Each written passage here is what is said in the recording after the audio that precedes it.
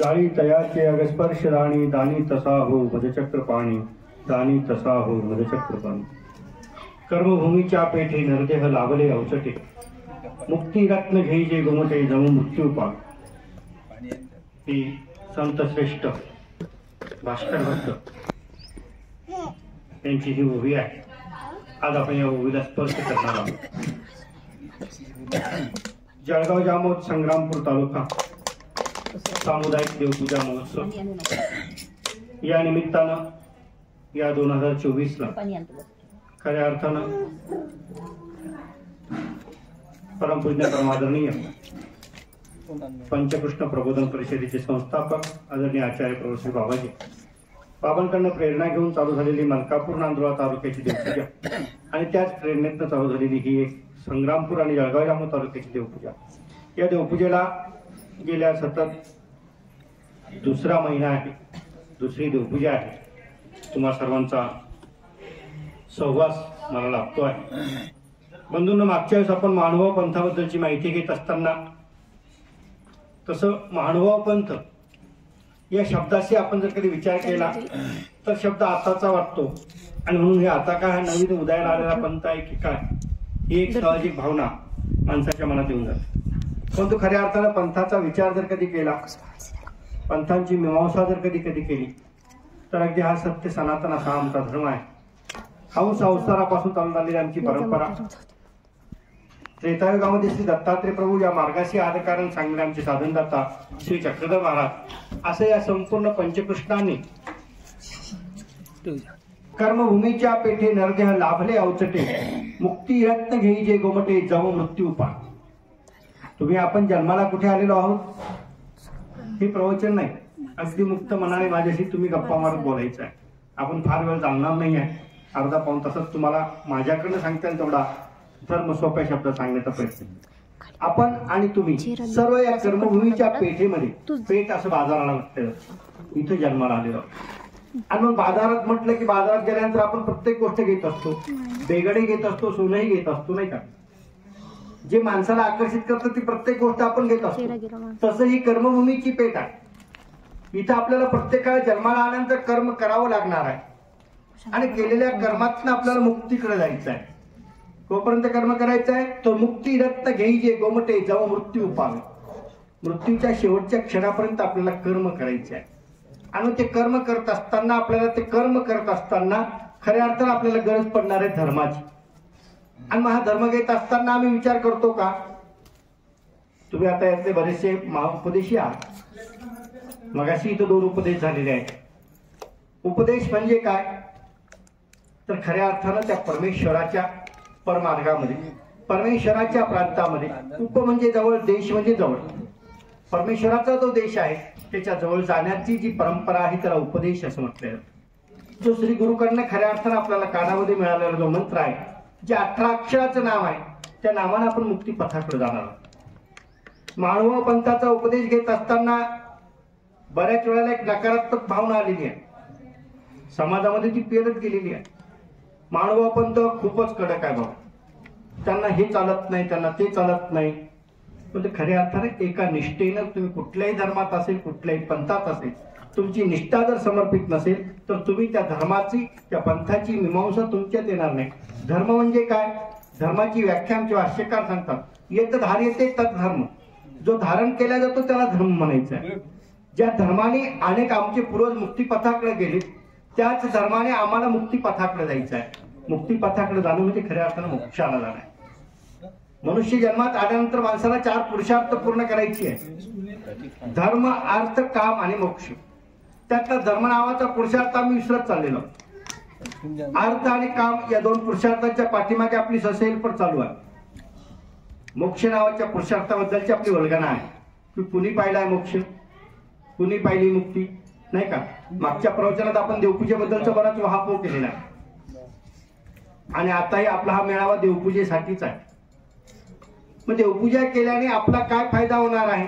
उपदेश घेतल्याने आपला काय फायदा होणार आहे? महानुभाव पंथ स्वीकारल्याने आपला काय फायदा होणार आहे? ही जिज्ञासा, ही चिकित्सा आपण जर कधी करणार नाही तर आपला उपदेश घेऊनही फायदा नाही। पाच अनेक उपदेशी आहेत, परंपरेचे उपदेशी आहेत, मानवा पंथ अगदी त्यांनी सांगतात म्हणजे बाबा आमच्या घरात परंपरेने चालत आलेला आहे, पिढ्याने पिढ्या आम्ही उपदेशी आहोत, पण आपल्याजवळ तर आपण उपदेशी आहोत, मग आपल्याला आपल्या धर्माची आपल्या देवाची नावं माहिती नसतील तर मग आपल्या उपदेशाचा फायदा काय? श्री गुरुने आपल्याला उपदेश देऊन टाकला, आम्ही उपदेशी झालो. कसं होतं माहिती का, धर्म घेत असताना प्रत्येक वेळेस देखो एक घेतला जातो. अरे यांनी मानवावर धर्म घेतला, याची उन्नती झाली, आपणही घेतला पाहिजे. हो नक्कीच घेतला पाहिजे, पण त्यांनी धर्म घेऊन खऱ्या अर्थानं धर्म जोपासला, धर्म त्यांनी स्वतःच्या अंतःकरणामध्ये उतरवला, त्यावेळेस त्याची उन्नती झाली. नुसता धर्म घेऊन उन्नती होत नाही. उपदेश घेतला म्हणजे तुम्ही मुक्तिपथाकडे गेले ही भावना मनातली काढून टाका. कारण मानवा पंथ हा ज्ञानपंथ आहे, इथं अज्ञान चालत नाही. आणि बऱ्याच वेळेला आपल्यामध्ये इतकं अज्ञान भरलेलं आहे, आम्ही ज्ञानपंथ म्हणतो, ज्ञानमोचक म्हणतो, आणि आम्ही जर कधी म्हटलं बाबा उपदेश घेऊन टाका, नाही बाबा आमचा अधिकार नाही, बाबा संन्यास घेऊन टाका, बाबा आमचा अधिकार नाही. का अधिकार नाही? आमच्या देवाने सांगताना इतकं मोकळं सांगितलं, जीव सर्व अधिकारी.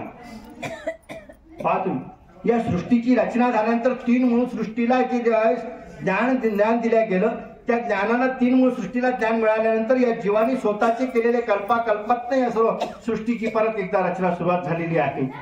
पण जीवाच्या ठिकाणी सर्व अधिकार आहे. जीव मुक्तीकडे जाऊ शकतो, प्रपंच मुक्तीकडे जाऊ शकत नाही.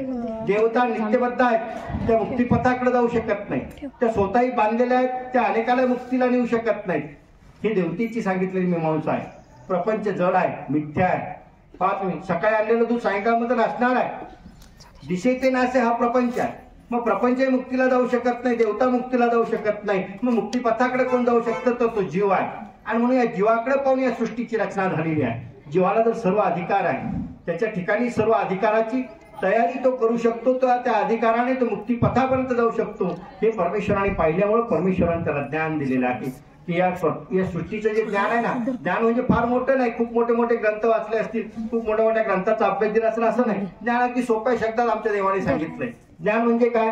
4 पदार्थांची तुम्हाला माहिती होणे म्हणजे खऱ्या अर्थानं ज्ञान आहे. जीव, प्रपंच, देवता आणि परमेश्वर ही 4 पदार्थ आहेत. त्यातला जीव नावाचा पदार्थ आम्ही आहोत. देवता आहेत ज्या इथं सृष्टीच्या व्यवस्थेकरता आलेल्या आहेत. मग आता इथं देवता भक्ती मानवा म्हणतात नाकारल्या जाते. त्याचं कारण असं आहे, कारण त्या सृष्टी व्यापाराकरता आलेल्या आहेत, मुक्ती करता नाही.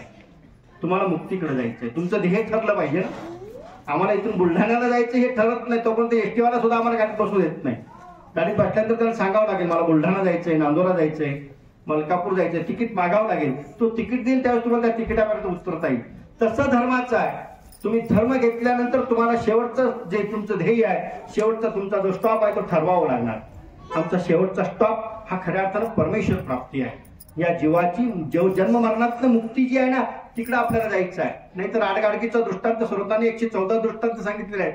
त्यात राडगाडगीचा दृष्टांत येतो. पाहतो आता राहिले नाही ते. पूर्वी पाहतो तुमच्या प्रत्येकाच्या विरुद्ध त्या मोठी बसवलेल्या असायच्या नाही का. ती मोठ चालत असताना काय करायची, त्याला ते चामड्याचे असे पिशव्या बांधलेले असायचे. ती मोठ चालायची, बैल पुढे तिला ओढायची आणि रिकामी झालेली मोठ पुन्हा खाली जायची, पुन्हा एक भरून यायची, पुन्हा खाली जायची, पुन्हा भरून यायची. अगदी त्या राडगाडगीच्या दृष्टांताप्रमाणे सतत हे जन्ममरणाचं चक्र चालणार आहे. या जन्ममरणाच्या चक्रातून जर सुटायचं असेल तर आपल्याला ईश्वर भक्तीकडे जावं लागणार आहे, परमेश्वर प्राप्तीकडे जावं लागणार आहे. तर आपण या जन्ममरणाच्या चक्रातून सुटणार आहोत. तुमचे असतील, माझे असतील, एक जन्म झालेला नाहीये. 83,09,999 जन्म तुमचेही झालेत, माझेही झालेले आहेत. मिळालेला एकच जन्म आहे, तो म्हणजे मनुष्य जन्म.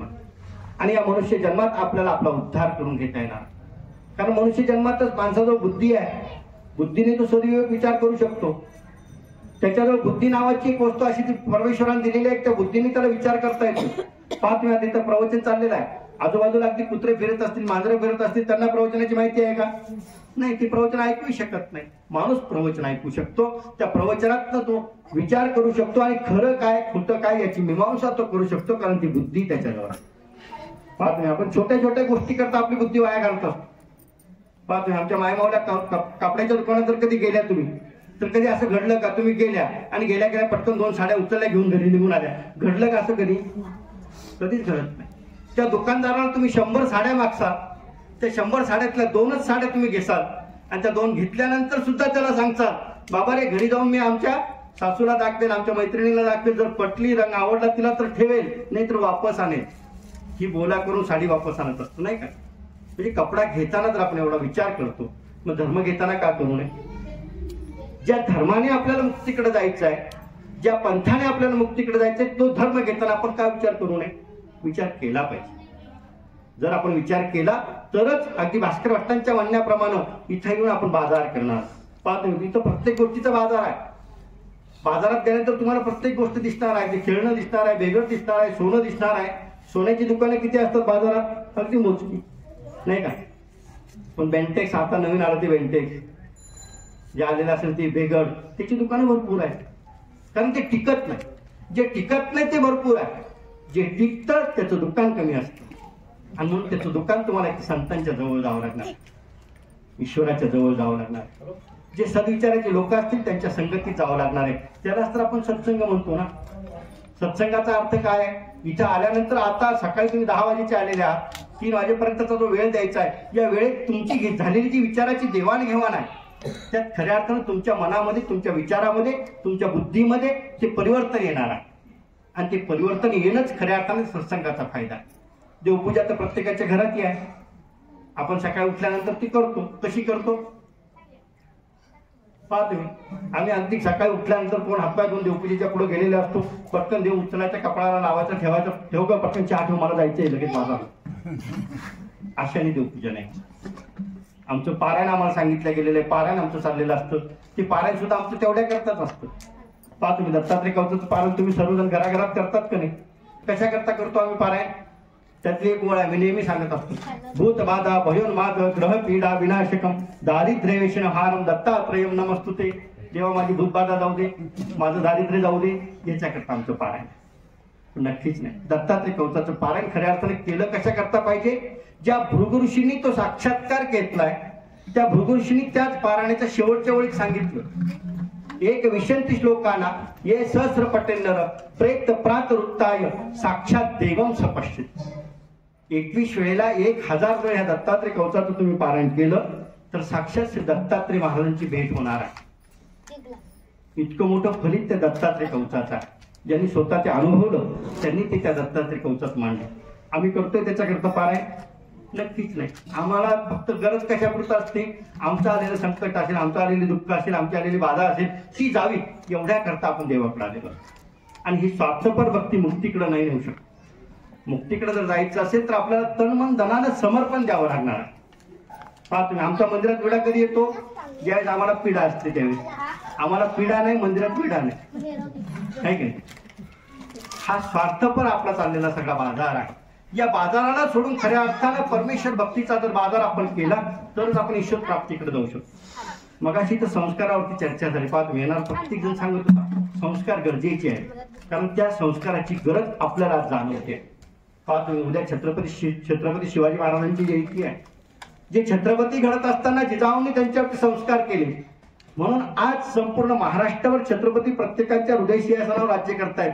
कशामुळं? एक राष्ट्रमाता जिजाऊने केलेल्या संस्कारांनी. संस्कार तितकेच गरजेचे आहे.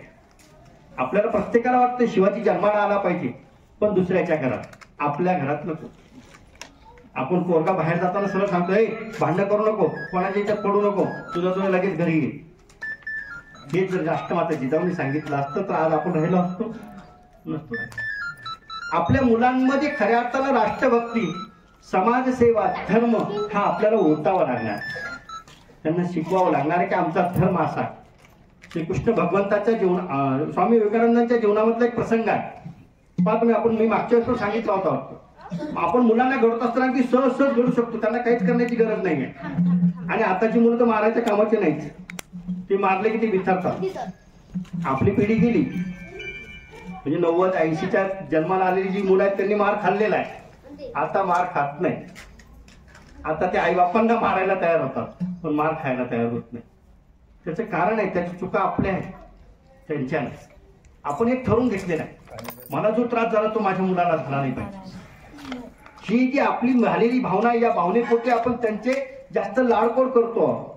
पण खऱ्या अर्थानं प्रत्येक ठिकाणी लाड केला पाहिजे, प्रेम लावलंही पाहिजे, पण ते संस्काराचं असलं पाहिजे. जिथं त्यांना धाक दाखवायचे तिथं दाखवले गेलं पाहिजे.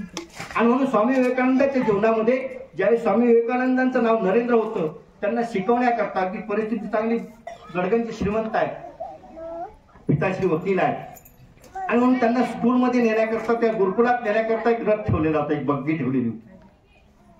त्या बग्गीला एक चालक होता. त्या चालकाला सुद्धा एक सुंदर असा ड्रेस होता. आणि स्वामी विवेकानंदांना तो रोज न्यायचा, वापस घेऊन यायचा.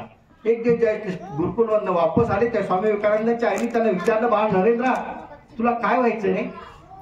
आम्ही विचारतो ना आमच्या मुलांना, तू शाळेतून आल्यानंतर विचारतो त्याला आम्ही, तुला वकील व्हायचंय, डॉक्टर व्हायचंय, काय व्हायचंय? खोटं बोलल्यानंतर पैसे मिळतात म्हणजे वकील होता येईल, आहे की नाही? नुसते पाण्याचे इंजेक्शन भरून मारले म्हणजे डॉक्टर होता येईल, कॉन्ट्रॅक्टदार होता येईल, काय व्हायचंय आपण विचारतो आपल्या मुलांना. स्वामी विवेकानंदांच्या आईने सुद्धा विचारलं, काय व्हायचे बाळा तुला? त्या स्वामी विवेकानंदांनी सांगितलं, मला गाडीवान व्हायचंय. कारण यांना शाळेत घेऊन जाणारी जी बग्गी होती, त्या बग्गीचा जो गाडीवान होता, त्याचा ड्रेस अगदी सुंदर असा मखमली निळ्या रंगाचा ड्रेस होता. त्या ड्रेसकडे पाहून त्या मुलाला, तो स्वामी नरेंद्रांना तो आवडायचा. स्वामी विवेकानंद सांगितलं, मला गाडीवान व्हायचंय. आईने त्यांना मारलं नाही. आईने पट दिशी घरामध्ये असलेल्या एका चित्राकडे बोट दाखवलं. ते चित्र होतं भगवान गोपाल कृष्णांचं. सांगितलं, नरेंद्र गाडीवान हो, नक्कीच हो गाडीवान, पण कसा गाडीवान हो? त्या भगवान गोपाल कृष्णासारखा गाडीवान हो, ज्यांनी जगाचा रथ चालवला. आपल्याला आपल्या मुलांमध्ये कन्वर्ट करता येतं, बदलता येतं.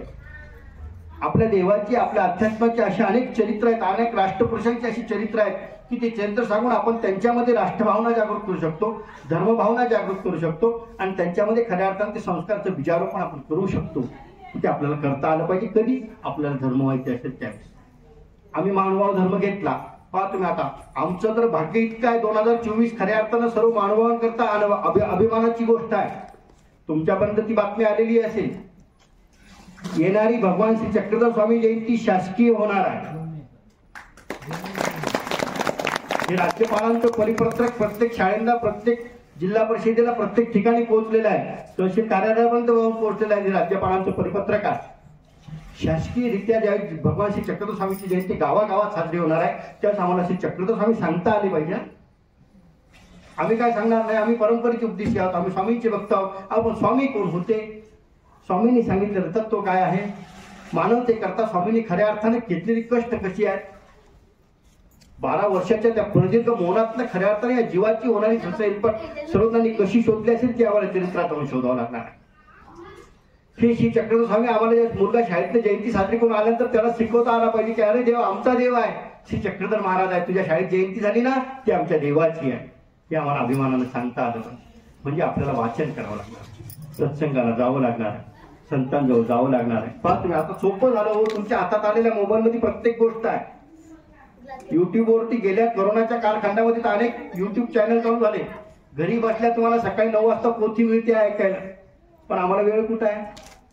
आमचं तर चालू असतं ते टीव्हीवर, कभी सास कभी बहू, ती काय आहे ते नवीन नवीन मालिका आहे काही. कर्मणुकीच्या साधनांमध्ये आपण आपला वेळ घालतो, पण खऱ्या अर्थानं जन्मा करता आपल्याला आपला वेळ देता आला पाहिजे. त्यावेळेस भास्कर भट्टांच्या म्हणण्याप्रमाणे या कर्मभूमीच्या पेठेमध्ये आपल्याला बाजार करता येणार आहे. त्यावेळेस ते मुक्तीचं रत्न शोधता येणार आहे की मुक्ती खऱ्या अर्थाने कशासोबत शोधता येईल. मुक्ती खऱ्या अर्थाने मिळाल्यामुळे आपलं काय होईल? नाहीतर आपलं तर चाललंय चरपट पंजरवरी. शंकराचार्य म्हणतात, पुनरुपी जननम पुनरुपी मरणम, पुनरुपी जननी शयने कोठरम, भज गोविंदम मूळ मते भज गोविंदम. आपलं तर राडगाडग्यातनं आपल्याला जर सुटायचं असेल, मुक्तीकडे जायचं असेल, नाही तर हा जन्मवर्गाचं राडगाडग चालूच आहे. आपण या जन्मातनं त्या जन्मात, त्या जन्मातनं त्या जन्मात येतच राहणार आहोत. 84 लाख येऊन फिरायच्यात, 1-2 नाही. पाहतो 4 खाणीतनं या ठिकाणी जीवाचा जन्म होत असतो. सृष्टीमध्ये जन्म होतो किती खाणीतनं? 4 खाणीतनं. जारज, अंडज, स्वेदज आणि उद्भिज. जारज म्हणजे जारापासून जन्माला येणारी. पाहतोय मग ते बकऱ्या असतील, गाई असतील, म्हशी असतील, शेळ्या असतील, मेंढ्या असतील, ही जारापासून जन्माला येणारी आहे. ही जारजाची खाण जी आहे ही 21 लाखाची आहे.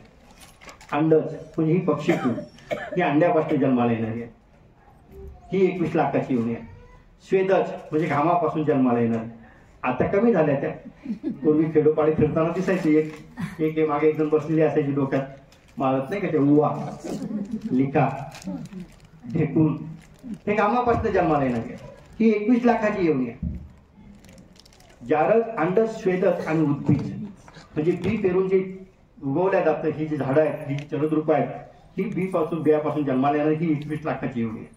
अशा 21 लाखाच्या 4 योनी आपल्याला फिरायच्या आहेत आणि या 4 योनीतनं मग एक कुठेतरी एक योनी एक जन्म माणसाचा भेटणार. मग आपण भाग्यवान आहोत नाही. आपल्याला माणसाचा जन्म भेटलेला आहे. आपल्याला 2 डोळे आहेत, 2 कान आहेत, बुद्धी नावाची वस्तू आपल्या जवळची आहे. तुम्ही आपल्या प्रत्येक अवयवाचा विचार करा. देवाने आपल्याला जन्माला घालत असताना प्रत्येक गोष्टीचा विचार केलेला आहे. हो, आपण जन्माला येण्याच्या आधी आईच्या छातीमध्ये आपल्याकरता दुधाची व्यवस्था करून ठेवलेली आहे. तो 9-10 वर्षाचा होण्याची तयारी होत नाही तोपर्यंत त्याचं दूध जाते, मग त्याला दुधाचे दात येतात.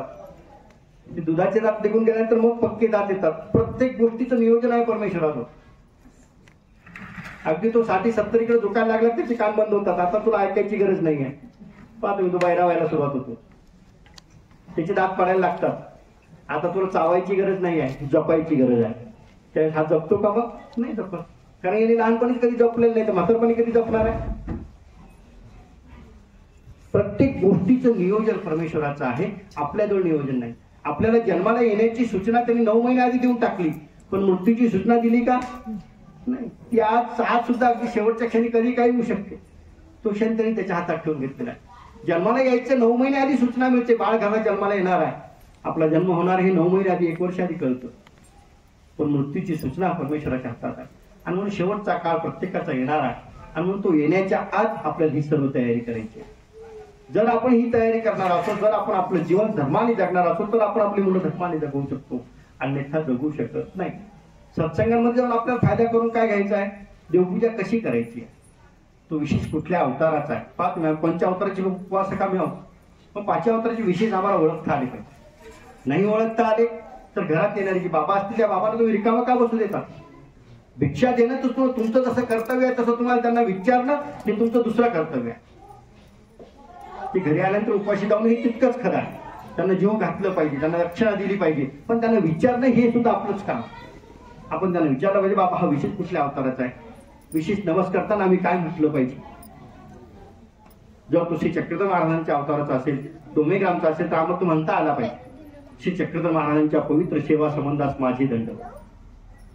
श्री दत्तात्रय प्रभूंचा असेल, श्री दत्तात्रय प्रभू महाराजांच्या पवित्र सेवा संबंधास माझे दंडवत.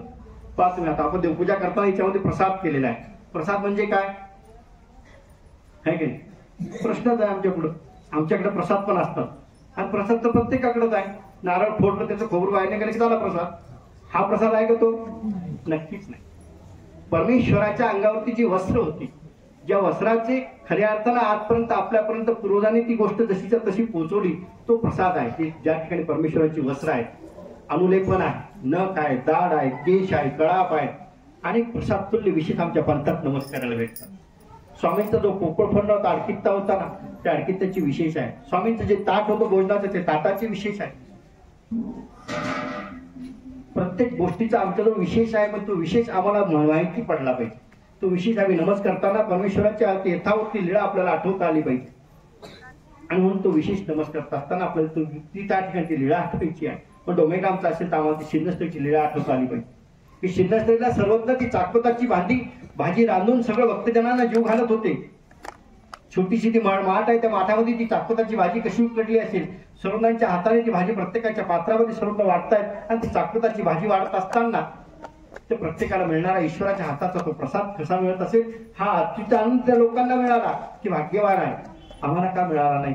ही खऱ्या अर्थानं स्थिती आपण तिथं भावली पाहिजे, तो अनुताप आपण केला पाहिजे. ती शिन्नस्त्रीची लीळा आम्हाला आठवता आली पाहिजे. मगाशी महिला दिनाचा इथं उल्लेख केला गेला. या महिला दिनाचा उल्लेख होत असताना सुद्धा शिन्नस्त्री आम्हाला आठवली पाहिजे. त्याच शिन्नस्त्रीला सर्वज्ञांनी या महिलांना खऱ्या अर्थानं सर्व अधिकार दिलेला आहे. शिन्नस्त्रीला सर्वज्ञ अस्वस्थ झालेले आहेत. समोर काही महिला बसलेल्या होत्या, महिला भक्त बसलेल्या होत्या, सर्वज्ञांचं निरोपण चाललेलं होतं. सारंग पंडित स्वामींना भेटण्याकरता आलेले सारंग पंडित मनातल्या मनात विचार करतायत की आता तर स्वामींच्या जवळ साऱ्या बाजूने बायाच बसलेल्या आहेत, मला बसायला कुठे जागा आहेत? ह्या बायांचं इथं काय काम आहे? ह्या बायांना तर पाठवा म्हणे तेलंगणा, मिरची काढावी म्हणे त्यांच्याकडे. ह्या बायांचं इथं कामच नाही म्हटलंय, बायांनी तिकडे गेलं पाहिजे असं मनातल्या मनात त्यांची मनमार्ग चाललेली आहे. ते सर्वच नाही, सर्व जाण आहे. त्यांनी ते ओळखलं. सारंग पंडित जवळ येतात नाही येतात, तो त्यांना सांगितलं, पंडित हो त्या तिकडे लांब जा, त्या खालच्या पाण्यात जाऊन बसा. पैसाबाई जवळ होत्या, पैसाने विचार केला, सारंग पंडिताला देवाने लांब का पाठवलं? बराच वेळ झाला ते पाण्यात बसलेले आहेत. नदीचं वाहणारं ते थंडगार पाणी बऱ्याच वेळचं त्यांच्या अंगाला लागत होतं, झोंबत होतं. बाईसाने परत विनंती केली, म्हणजे बाबा पंडिताला बोलवा नाही. स्वामी म्हणतात की बाई आल्या अपराधात, त्याला शिक्षा होऊ द्या. मग का बोलवत नाही? मग त्या सरोनाने सांगितलं, बाई तू इथे येत असताना मनामध्ये असे विचार करत होता की ह्या बाया खऱ्या अर्थाने उद्धरणाला जाणार आहेत का?